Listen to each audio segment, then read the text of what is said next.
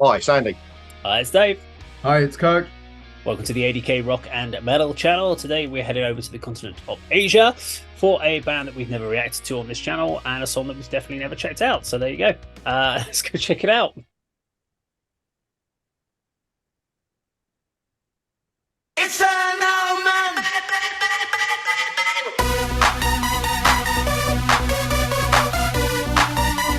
A.D.K.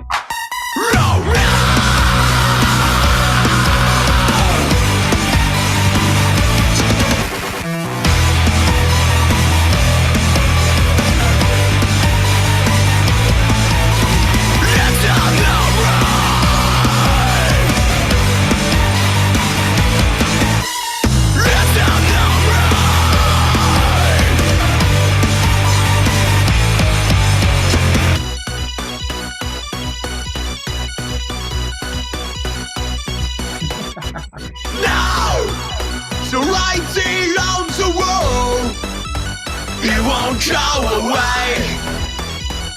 It's abnormal, you just run now, automation now.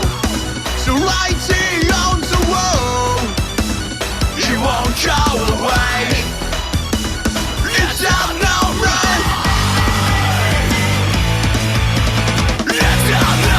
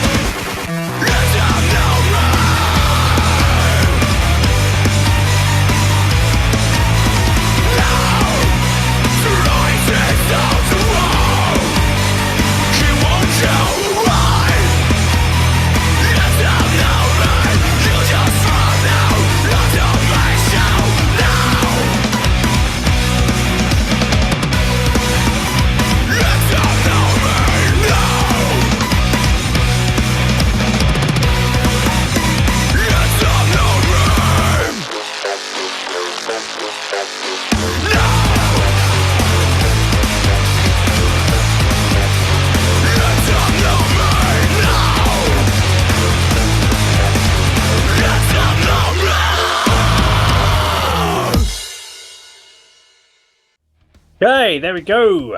So that is a band called Crossfaith. Now that was if you were under any weren't able to guess what that song was called. The song was Omen, originally done by obviously the Prodigy.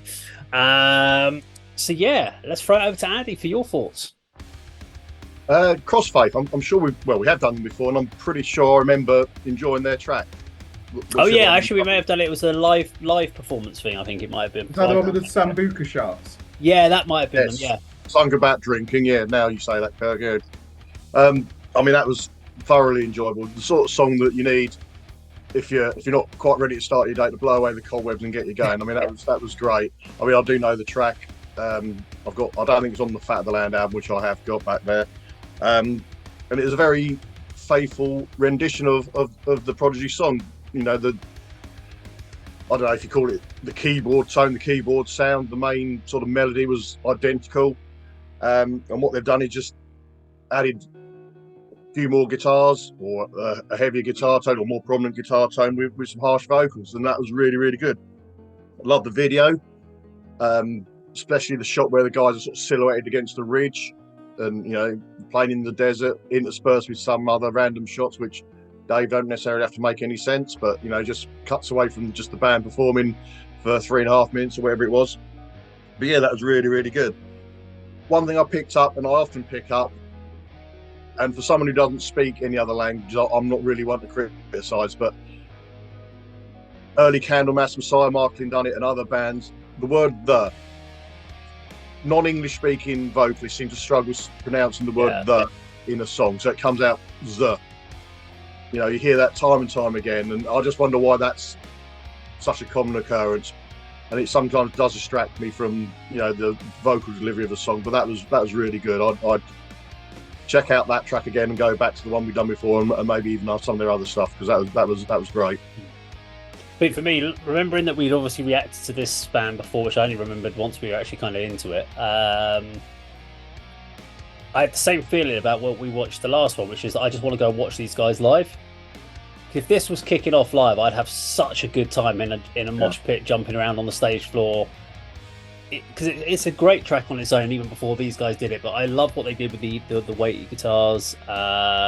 When he's doing the whole screaming, it's an Omen part. His voice sounds amazing.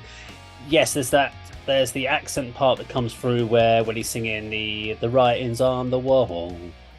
And it'd be like me saying it's trying to speak in Japanese. You would hear my accent, my pronunciation is not going to be brilliant. And I felt the best way I could put it is it sounds like someone who's had a few too many to drink. There's a bit of a slur in between the words. That's the best. It's almost a little bit mumbly. But I don't have a problem with it because, I mean, fair play, the guy singing in English, and he's not an English guy, so I've got no issue with that. But yeah, it was a lot more obvious than it has been with some of the other bands where we've had Japanese bands, Korean bands, etc. speaking in English. That was definitely a lot more pronounced, the accent coming through, in the sense that it was a little bit more slurry. But yeah, apart from that, really, really enjoyed it. Loved the video. Wasn't paying any attention to any storytelling or anything in there. I was just enjoying the visuals. Thought that was cool, and just loved the energy of the track overall. So yeah, great track there by Crossfaith. Kirk. Kudos to the singer for trying to replicate an Essex accent, and he was almost successful, wasn't he? Yeah. That deserves a lot of respect. Not only is he doing it in an unfamiliar language, or a language that's not second nature to him, but to actually study it and to try to get that as well is very impressive. I love the original of this song. I remember when it came out, I think it was 2008. I might be wrong on that. I certainly remember driving around in a friend's car, and we used to have this on as a banger. So I am quite sentimental about it. Do you know what it reminded me at the end, Dave? It reminded me of Pitch Shifter. Yeah. So I'd be interested to know if they're aware of the music of Pitch Shifter, because clearly they took that influence from the Prodigy and mixed it with industrial, didn't they, and even groove metal. The synth player is the standout there, isn't he? Andy, interesting. You use the word melody. To me, I think why techno music offended so many people who listen to mainstream chart music is because it's not really built on melody, is it? It is just your staccato one finger keyboard, like ding ding ding ding ding ding ding ding ding ding, and they would normally bring the melody in through female vocals or Eastern type keyboard phrasings. So it died out, didn't it, within two years really. Techno, it was an early 90s phenomena, and people were making fun of it by 1994, weren't they? Because other forms of dance music, whether that be trance, happy hardcore, they took over really, didn't they? But yeah, it's probably quite a difficult song to cover. I mean, the drummer there was in his element, wasn't he, near the end? There was some really, he's almost turning it into a drum clinic. I think it's difficult to play that live though, because so much of it is based on that emulator, you know, that synthesizer, which Liam Howlett uses, doesn't he? You know, like when you see the Prodigy headline Glastonbury in the late 90s, what a show. But everything goes through him. I know they had live guitars and drummers.